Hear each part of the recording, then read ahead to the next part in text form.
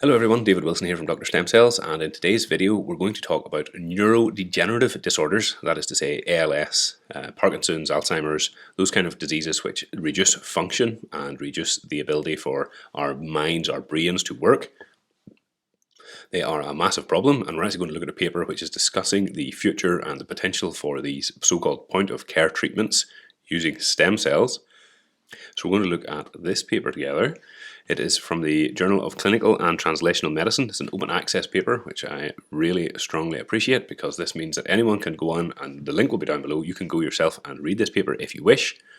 And this is looking at emerging point of care, autologous, that means from your body, for your body, cellular therapies using adipose-derived stromal vascular fraction, or stem cells from fatty tissue, to put it simply, for neurodegenerative diseases. Now, neuro means nerve, degenerative means wearing down, and of course disease, you know what that means. Unfortunately, as we look at neurodegenerative disorders, we find that the patient's health actually can slowly decline over time, and outside of these now emerging new regenerative techniques, the only hope for patients who have these types of diseases is to find a medicine that might stop or plateau their loss of function. But that means that you've lost function already, and if you're lucky, you might either get a slower curve down the way, or you might get a flattening of the curve. So it's a very exciting field to be able to look into this and say, well, there might be a point of care for these patients.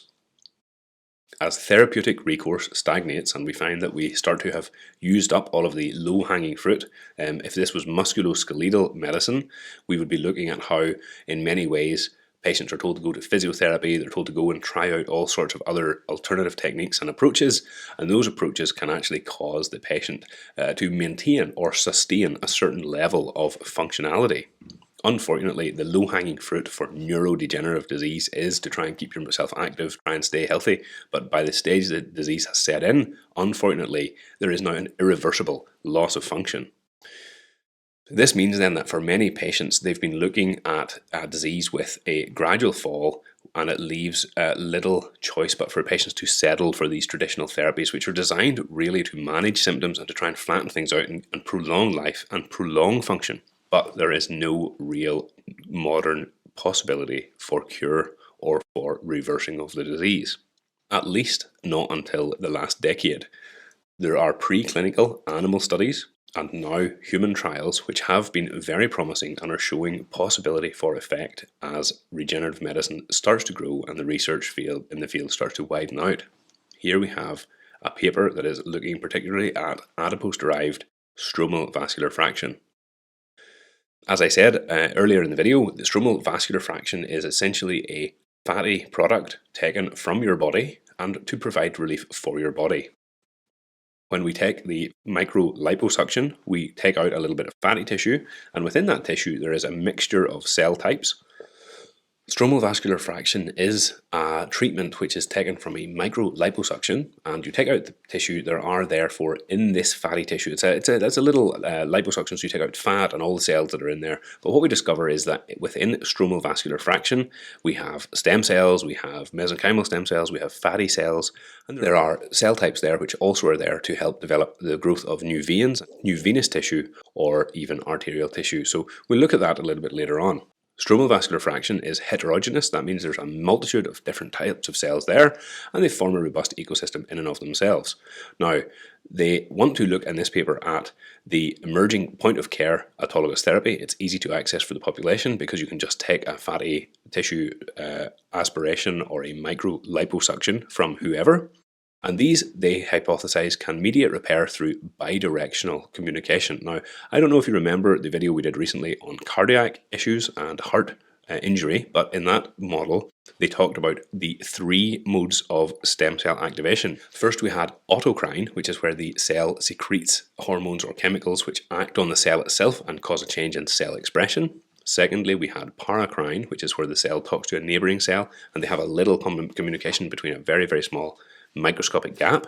And thirdly, we had endocrine, where the stem cells secrete factors into the general system which cause a distant effect, for example, contributing to the immune system being activated, sending in other helper cells, mast cells and the like. In this paper, they now suggest a bidirectional communication, and that would be paracrine.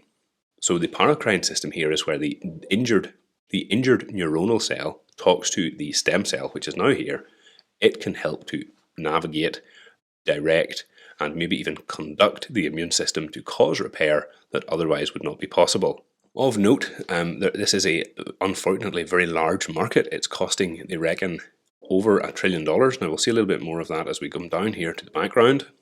There are a dearth of measures that hinder progress and progressive neurodegenerative disorders and enhance neural recovery. And because of this lack, patients are therefore being forced to settle for managing their symptoms.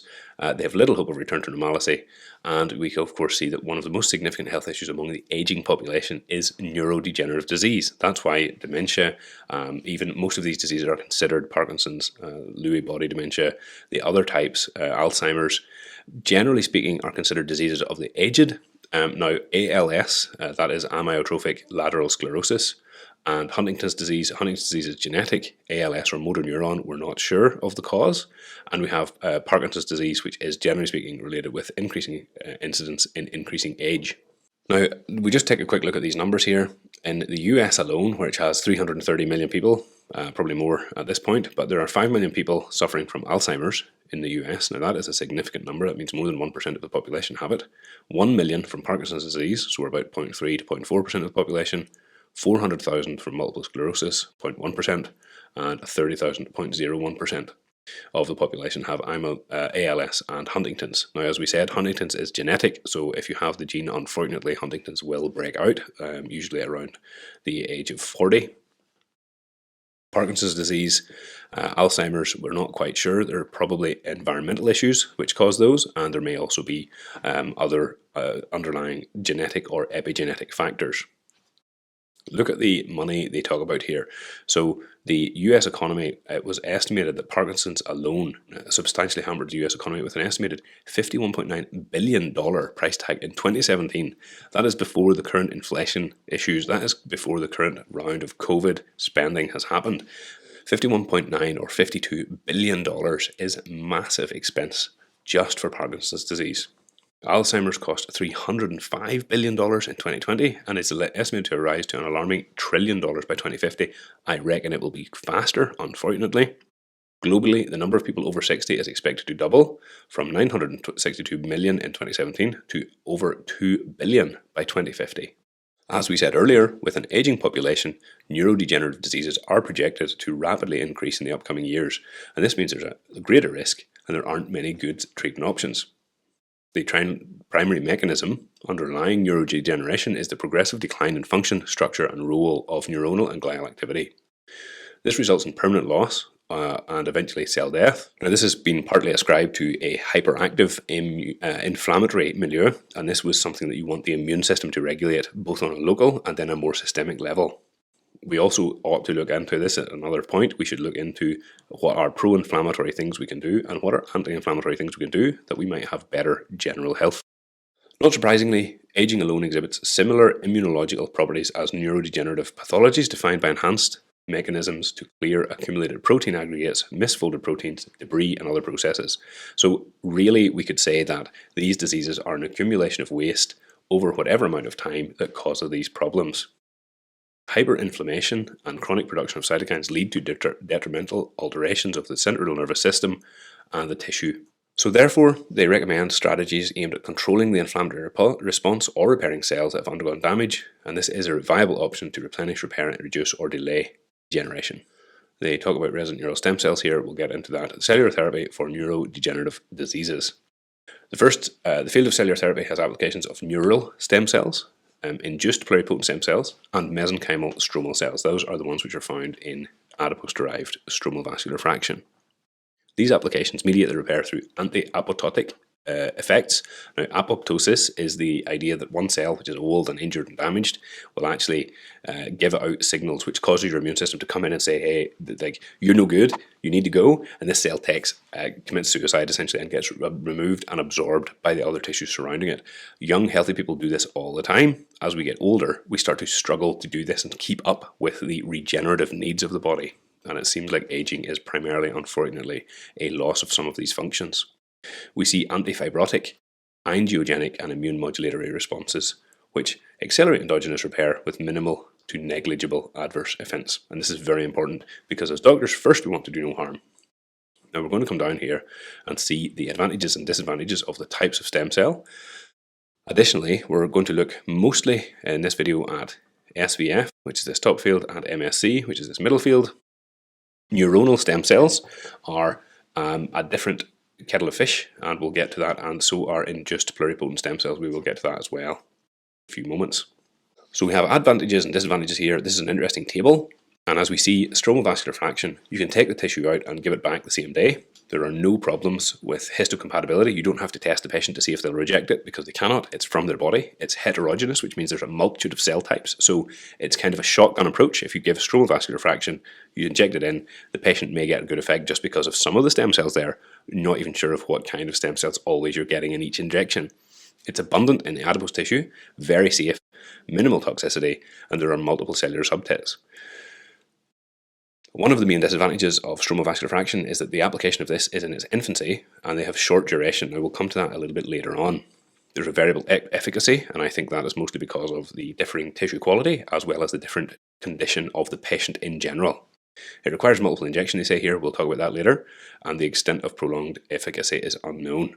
Little known about impact of age, sex, comorbidities, and similar, I would actually say other things as well, on product potency. Now, that is what I want to talk about.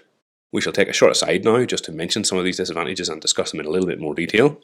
The field and application in its infancy, I don't know, all fields have to come through infancy. Every new branch and research area will have to come through it. So it is a disadvantage that we don't have more research, but that's kind of like saying a child saying, I wish I was big. They can't grow up until they've grown up. So it's maybe a disadvantage. There is unfortunately nothing we can do about it except trying to do more research.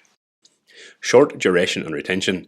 This is something which I've seen varying reports on. Many doctors would suggest and agree that stem cells get used up, and in essence, when you inject them, the cells go to work, they work as best they can, and then they get in some way absorbed into the local tissue.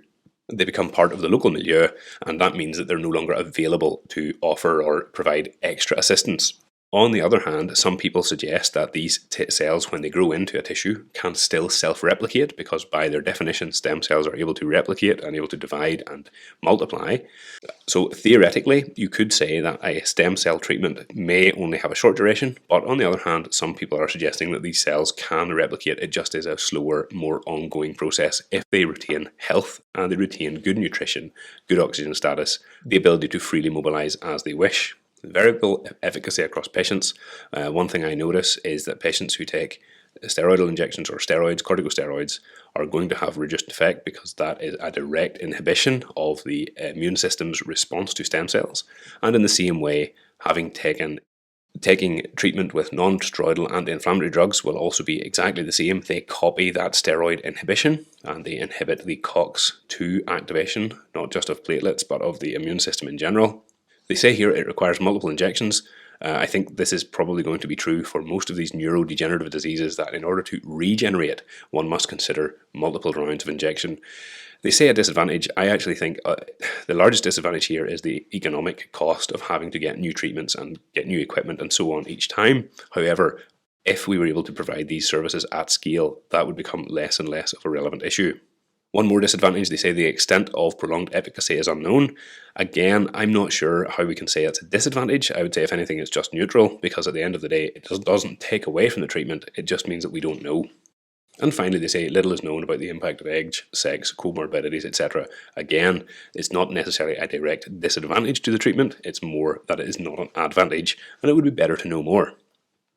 When we come to mesenchymal stem cells here, they're more standardized, which is good. It means that you can count them, you mark them, you know exactly how many you get. You have options. You can give from the patient themselves, autologous, or you can give allogenic from someone else. You can expand them in culture, where you put them into a petri dish, you add some cell growth factors, and they multiply up. They're hypoimmunogenic, so generally speaking, mesenchymal stem cells, even from a donor, are very safe and unlikely to cause immune reaction. It doesn't mean impossible, but it's unlikely. They're highly characterized, they're reasonably well studied, they have a very good safety index, and they can be trophic to areas of injury. That means they can help to grow. The capacity to differentiate in situ is known, but I would actually say that some of these advantages are the same for both MSC and stromal vascular fraction, because stromal vascular fraction contains MSC, mesenchymal stem cells. The disadvantages with mesenchymal stem cell will be similar to stromal vascular fraction. Short duration, they reckon 2 to 4 weeks. I think that is still a discussion topic and maybe up for debate. Variable efficacy across studies because patients are various and some patients get good response and others get poor response, probably due to underlying general comorbidities. Low retention, it's hard for the body to know exactly what you want them used for, so if you inject them in, especially into the bloodstream, they can go wherever they like and they can often be attracted to areas you're not trying to improve. So for example, one of the most common things we see is that stem cells injected into the bloodstream go directly to the lungs, the kidneys and the liver. Those are the 3 largest filtering systems in the body, and so you get an overabundance of stem cells going to those places, when in actual fact you're hoping the stem cells will go to the nerves, the spinal cord, the brain. We also have a stem cell self-renewal capacity which varies, and this is, as we said earlier, that will directly correlate to the duration. If you have a good self-renewal capacity, the duration may be longer. If you haven't, it will be shorter. Again, requires multiple injections. There is a manufacturing time and it's moderately costly because MSCs have to be counted. You have to then sit, usually they would expand them in culture, and because of that it takes days to weeks. Now we could look at some of these other ones. Neural stem cells give notable outcome for these disorders. They have efficient integration because that is their only purpose, is to become nerves or neuronal tissue. They can replenish the stem cell reservoir. They're physiologically relevant. They're well characterized and studied, but they come from a fetal source, which is ethically problematic. Their potential for immunogenicity, so you have to test to make sure the donor will receive and keep them. And like I say, the ethical concerns, in my opinion, make this a non-starter. They're not abundant. It's prohibitively costly to source them, requires viral transformation, and they have a very long manufacturing time.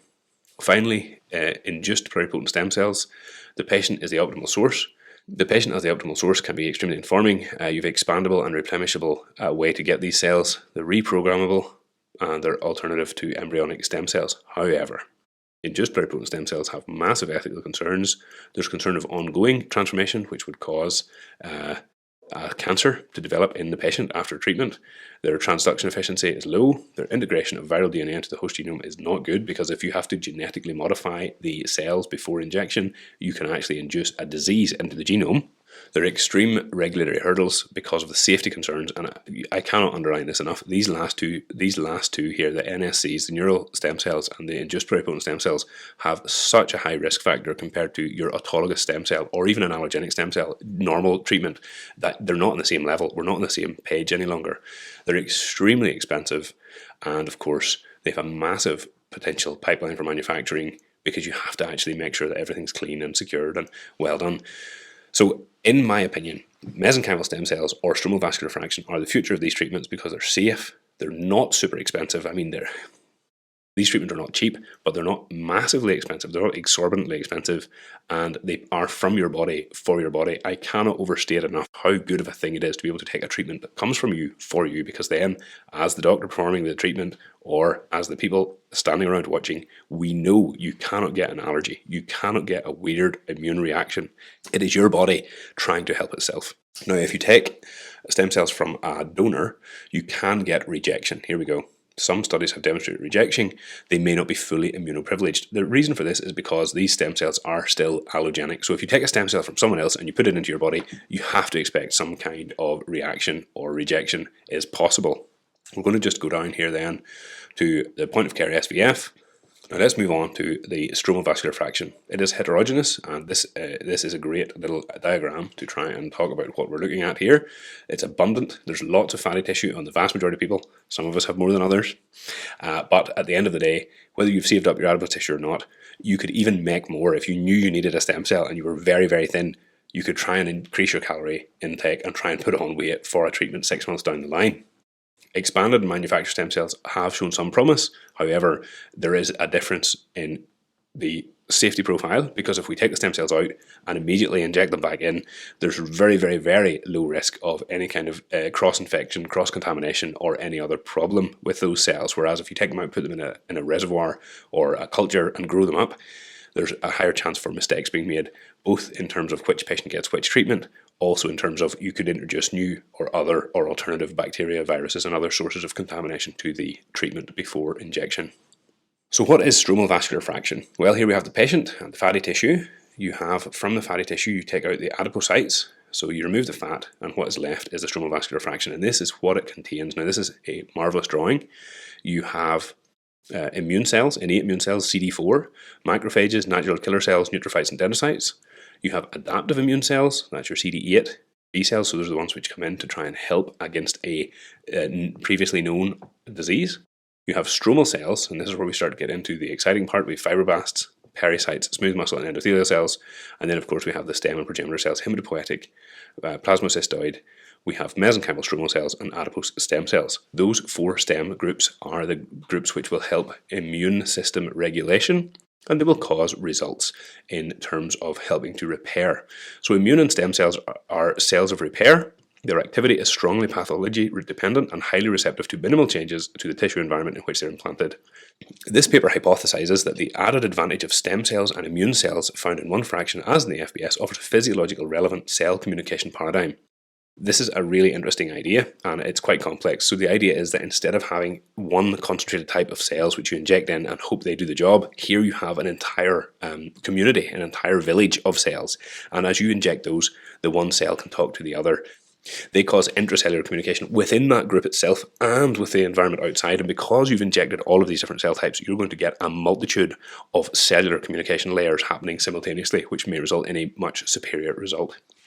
So as we've been discussing, the multitude, that mixture of cells that we can see mentioned here where it says the cell communication paradigm is physiologically relevant. That means that these cells are in fact able to talk to one another before you implant them into the tissue, and then when you implant them into a damaged tissue or an area which needs help, they're actually able to use that communication that pre-exists as a coexisting communication model and mechanism for the patient to get recovery, not just then of this local, very complex environment within the stromal vascular fraction itself, but also actually then within the closer and nearer tissues. So, for example, the central nervous system tissues, the nerves, and so on. Now, as we start to go down through this, we again start to look into neurodegenerative problems, inflammation, how inflammation seems to be one of the key causes of neurodegeneration or neurological degeneration and aging. First, they just mention here that to date, these stromal vascular fraction applications lack the robust evidence and evaluation of bioactive components, so we're not actually sure all of the components within them. However, it does seem to have an ability to help repair and cause immune function improvement. Regarding inflammation in neurodegenerative disease and aging, we know that the age-related inflammation is implicated in the progression of these diseases. We have a dysregulated immune surveillance system that causes a lot of problems. It can give low yet chronic activation of the innate immunity, which means that instead of having a system which is quiet when it needs to be quiet and then busy when it needs to be busy, you're actually increasing your baseline innate system. So the system is always kind of watching out for problems in the local tissue, not the reactive one. You're increasing your level of alert for it because the reactive system is weaker over time. So as we age, we get essentially a weakness of the immune system, and that causes a chronic immunogenicity or a chronic hyperimmune state or hyperimmunity state. They've actually said then that it causes a phenomenon known as inflammaging. Overactive immune systems result in hyperproduction of these pro-inflammatory cytokines, and therefore one of the things which we can do to try and encourage health in general is try and reduce our inflammation. So losing weight, starving or going through periods of starvation, so fasting or intermittent fasting can help. We can also see that if we control the amount of sugar and other pro-inflammatory substances we ingest, these can help. So seed oils in particular seem to be quite pro-inflammatory, sugars pro-inflammatory, among other things. These pro-inflammatory conditions then actually lead to detrimental age-related pathologies and the loss of mental, cognitive and motor abilities. So not only do you lose your ability to think, you lose your ability then to process, and you lose your ability to function neurologically and physically. Moreover, we look at this hallmark of misfolded proteins. In ALS, we have these mutant TDP43 cytoplasmically redistributed MS upregulates components of the endoplasmic reticulum due to stresses from misfolded proteins. So again, we're looking at disease caused by a problem in the system that should really be cleaning up, the immune system and the inflammatory system. In Parkinson's, protein filaments of alpha-synuclein fibrils accumulate into Lewy bodies and neurites, causing cell death of the dopaminergic neurons. We also have aggregation of hyperphosphorylated tau. These are neurofibrillary tangles, and the breakdown of amyloid precursors, which cause plaques in Alzheimer's and Parkinson's disease both.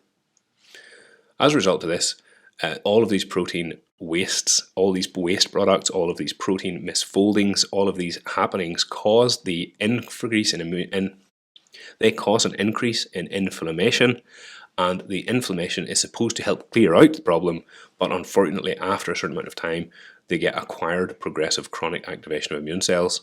You have elevated inflammatory molecules, and of course, to clear the misfolded proteins, the persistent inflammatory signals eventually result in local cell and tissue degradation.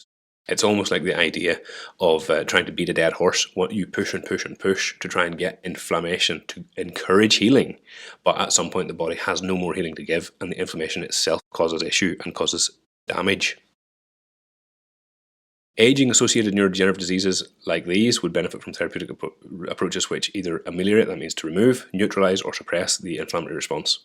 SVF is a robust cellular composition of processes known to improve local and peripheral inflammatory environment, and they may be key to unlocking. So they now go into details about what each of these diseases are. I think we have covered enough for the sake of this video. If you would like me to make a video more in detailing how MS, ALS, Alzheimer's or Parkinson's are suspected to be caused and function, please leave me a comment down below and I will do that. Now let's come down to the therapeutic impact of these cell types for neurodegenerative diseases.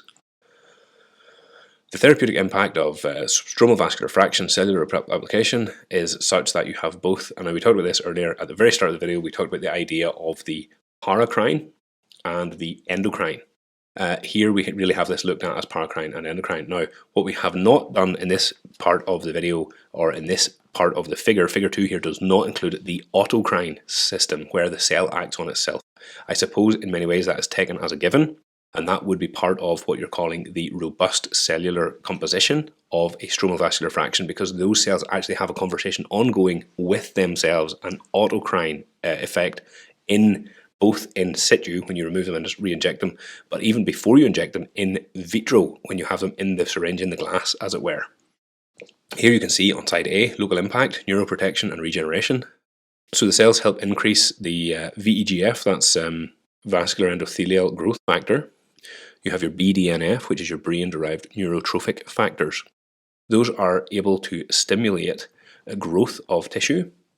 And then we can see in B, you have local, so we go A at the top, then B at the bottom, local immune cell polarization. So it encourages the immune cells to calm down when we see the production of these interleukins and these chemicals that are given off. There's a chemical cascade which causes immune cell polarization and activation. Then, as this continues, you will actually get these interleukins entering the bloodstream, and they go a little bit further away, and they cause an immune system response then. So we have C, immune alterations, the T cells react, and they produce more interleukins, and finally then you have immune reconstitution, where the blood and the body is stimulated to actually improve the immune system. The spleen and the lymphatic system, as you increase production, you can actually make then new cells that are subspecialized into exactly what the body needs to help control and maybe even reverse some of the damage. Now we get into discussions about the different types of model. This is a murine model. When you look at the effect of the cells in animal models, they seem to be quite interesting. As we come down here, SVF early stage intervention. You can see here is a treatment where they looked at stromal vascular fraction versus adipose stem cells, and you can see that the stromal vascular fraction is the one which caused the improvement. These are all mice, of course, these studies. We can see the inflammatory milieu. They have more than proven, I think, that these stem cells are able to improve the inflammation and the inflammatory markers. We have proven, I think, beyond a reasonable doubt at this stage that these cells can improve the inflammatory markers within the body, and they can cause a large change of not only local tissues outside the nervous system, but within the nervous system itself. They go on to detail in a lot of detail actually the differences in the biochemistry here. Again, this is something we can talk about in another video. If you think it's interesting, please leave me a comment down below and we shall. We now have the end changes in the lymphatic organs and in the blood. And they say that in a late stage model it was found that this treatment imparted the greatest increase in macrophage, helper cells and B cell populations in the spleen, the lymph nodes and the blood. So after a treatment, the whole body starts to respond, fire up the entire system. And this could in many ways result in anti-aging, or at least reducing the harms of aging, as well as neuroprotective and regenerative effects.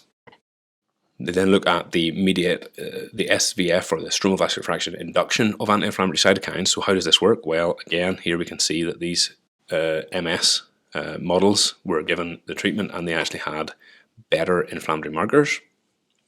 What is the implication? Well, the implication here is that there's an insidious, progressive nature of neurodegenerative diseases where continuous neurological deterioration occurs over decades. This is the problem, that many people don't realize they have a neurodegenerative condition until after they get bad symptoms or severe symptoms, at which point their life quality is now lower, reduced, and will continue to reduce and fall. They say then we should know that in MS, immunotherapies are most effective when the clinical progression is predominantly immune-mediated, but preclinical studies of these SVF administration results in the obstruction of chronic inflammation by hindering T-reactive lymphocytes. Now this is really, really good. Now let's take a quick look at table 2. So we have different studies, and as they look at the different studies, we shall see that most of these studies are mice. So we have to realize that these are preclinical trials they're now talking about. Mice again, more mice, and they were actually able to prove that all of these different doses alleviated disease leading to functional, immunological, pathological improvements. The great thing about giving these stem cell treatments in mice is that you can actually look at the mouse afterwards, and if the mice should die, or you take the mouse's life, you would be able to examine the brain and see what differences have changed. Here we have then stromal vascular fraction for MS in particular. And there are trials ongoing at the moment, 100 study participants, as you can see here, where they've been using harvesting of the fat. They use enzymatic digestion. Now, we're not able to do that in Europe. The SVF is manually extracted from the adipose tissue using centrifugation and the actual suction process, using a filtration system and the centrifuge. So when you actually do the liposuction itself, you separate out the fat and the stem cells, or this is the stromal vascular fraction. Then they would allow intravascular, so that's an IV, into a 500 cc or a 500 ml suspension, which is then given as a small, slow drip rather than a fast push. This study is looking at this to see if there's any effect. There's a physician-initiated case study for compassionate use, looking at number 3 patients. There's also a study from Japan that we will look at in another video, where they have looked at some patients and then followed them up some years later and discovered that patients live longer, and that was ALS, so we'll look at that in a different part of this video.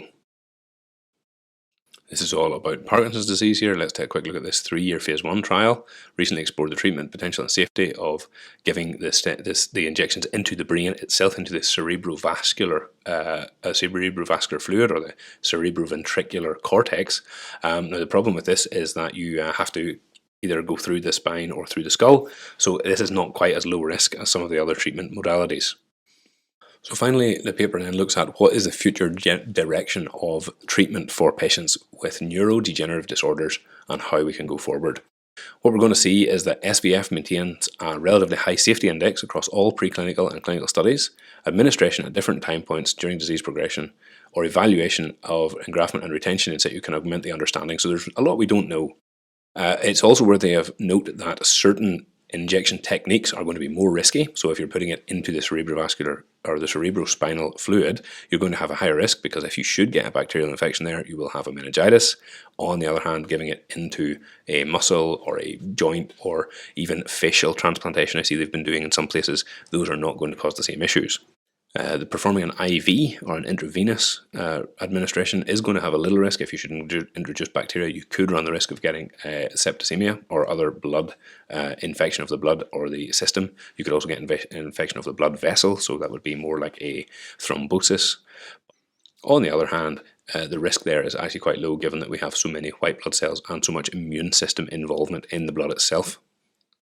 So as far as we know, these are reasonably safe ways to treat people.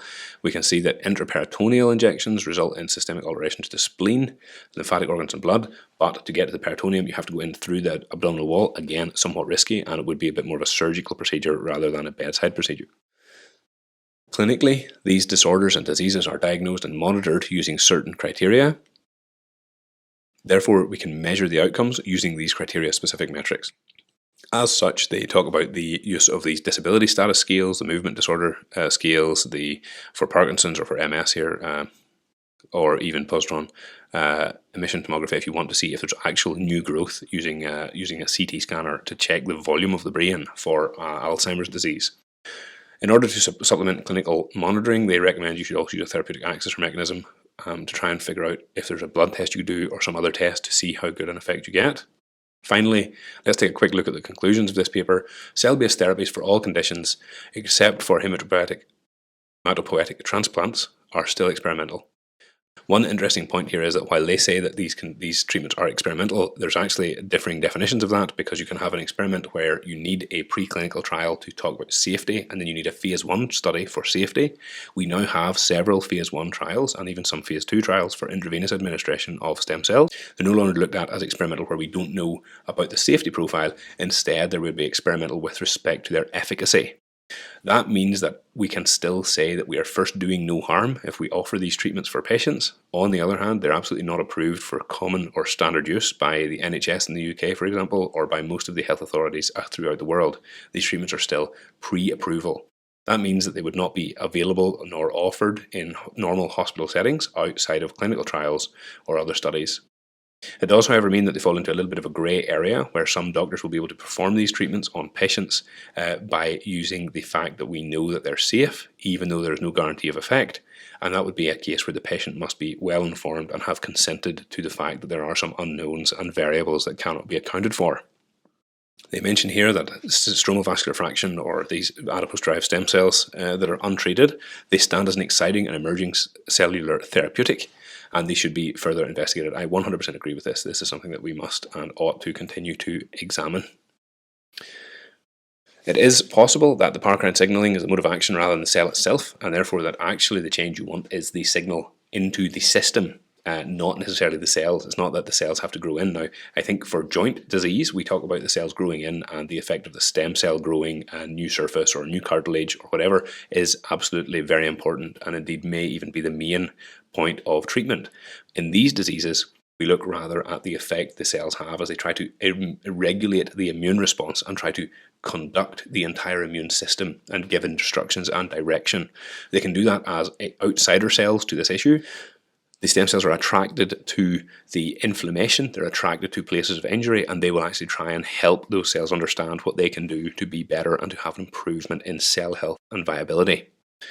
Now, I hope this was quite an in-depth video. It's very, very exciting. I hope you found it interesting. I enjoy this kind of talk, this kind of study, because these are the things which we look forward to being able to treat patients for neurodegenerative disorders, which are an absolute scourge on humanity. And if we could now provide a treatment that, even if it only helped half of the population or 60% of them, that would be a massive improvement for so many people. I hope you find this interesting. If you have any other questions, if you think I should go in more detail about some things, or you think I need less detail, please leave me a comment down below. I'll try and do better next time. See you in the next video. Have a great day.